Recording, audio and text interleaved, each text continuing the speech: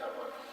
Tapi jangan warna yang tiba-tiba lebih bergepul. Warna kulit dia okey, hitam-hitam ni, tapi dia pakai warna cerah pula. Dia cerah pula. Sebab itu tidak dibenarkan seseorang yang masuk meminang orang perempuan itu dia tiba-tiba memakaikan iaitu seperti rambut palsu, tidak dibenarkan. Ataupun dia memakaikan apa-apa yang palsu kerana dia mengaburi mata anak teruna yang ingin meminangnya. Walau dia punya kulit tak seperti itu, tapi bila dia bubuh dengan sabun tu nampak berseri pula. Bila buka lah, tak macam tu pun. Kita ada tergoda tengok dia punya balutan-balutan itu. Sebab itu Nabi tidak membenarkan orang yang memakai rambut palsu dan memakai apa-apa yang palsu, kerana ia akan menjadi penipuan dalam peminangan itu. Wallahu a'lam. Cukup dulu sekadar ini saya. Yang baik tentulah daripada Allah Subhanahu Wa Taala, dan kekurangan kesilapan daripada kelemahan kita selaku manusia. Dan semoga kita akan bertambah mempelajari dan memperulang-ulangkan juga bab-bab ini. Kadang-kadang perkara ini ialah perkara yang sudah kita tahu, tetapi kita mengulang-ulangkan untuk kita memahami perkara yang berkaitan dengan salat. Kadang-kadang ada orang yang sembahyang, dia takbiratul ihram, dia terlupa untuk membunyikan takbiratul ihram. Dia hanya angkat saja. Itu kadang-kadang pernah berlaku di kalangan masyarakat kita. Dia angkat saja, tetapi dia tidak melafazkan Allahu Akbar. Ada orang yang sembahyang, bila baca Fatihah, dia baca Fatihah sehingga saf ketiga dengar. Itu juga mungkin akan mengganggu dan perlu diperingatkan. Karena dia punya Fatihah, baca Fatihahnya, dia baca Fatihah sehingga menyebabkan orang terganggu, dan itu kena kurangkan sedikit kadar bacaan.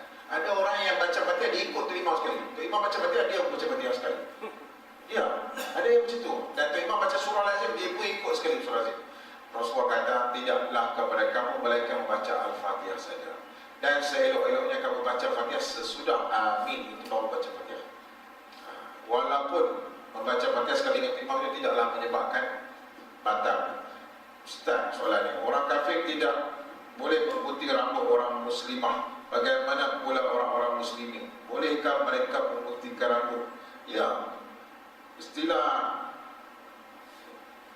salon yang dikelolakan oleh orang-orang yang bukan Islam, dan kadang-kadang salon unisex yang mengalu-alukan customernya yang muslimah dan juga muslimin. Muslimah tidak boleh pergi ke salon yang dikelolakan oleh itu yang bukan beragama Islam. Hukum asalnya begitu. Tetapi yang realitinya, saya nak katakan realitinya, sebab tidak ada pengelola dan tidak ada pengusaha salon-salon pemuntingan rambut untuk kaum muslimah. Itulah dilemanya dan itulah masalah dan musibah yang menimpa sekarang. Oleh demikian, menjadi kewajipan untuk kaum muslimah juga menguruskan salon yang khas untuk muslimah-muslimah di kawasan ini. Perlu wujudkan, iaitu gunting rambut yang khas untuk kaum muslimah. Silalah buka kedai itu. Ada kan? Sekarang ni memang ada. Alhamdulillah, kesedaran dah ada. Salat tinggi pun ada, kota warisan pun dah ada. Kalaulah perempuan pun tidak boleh menyerahkan kepalanya kepada perempuan sama perempuan yang bukan beragama, yang sama, yang bukan, atau yang berbeza dan berbeza agama, apatah lagi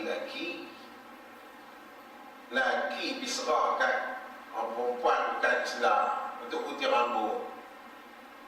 Dia uli kepala pada saat ini.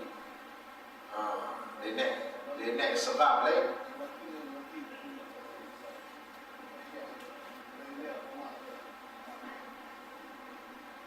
Saya cuba jawab yang pertama. Kalau lelaki menyerahkan kepalanya kepada, ini berlaku juga. Sebab sedap. Kita sedap pula kalau orang perempuan tolong gunting rambut dia. Sambil shampoo, sambil cuci pula, sambil urut-urut pula. Sedap kan? Dia rasa sedap pula dengan perlakuan dan begitu. Maka hukumnya ialah diharapkan. Kalau lelaki sesama lelaki tetapi dia berbeza agama, itu tidak ada masalah. Itu tidak ada hal. Kalau kita serah kepada contohnya India kah, ataupun orang Cina kah, yang lelaki dia gunting rambut kita, itu tidak ada masalah. lelaki sama lelaki tidak ada masalah. Dan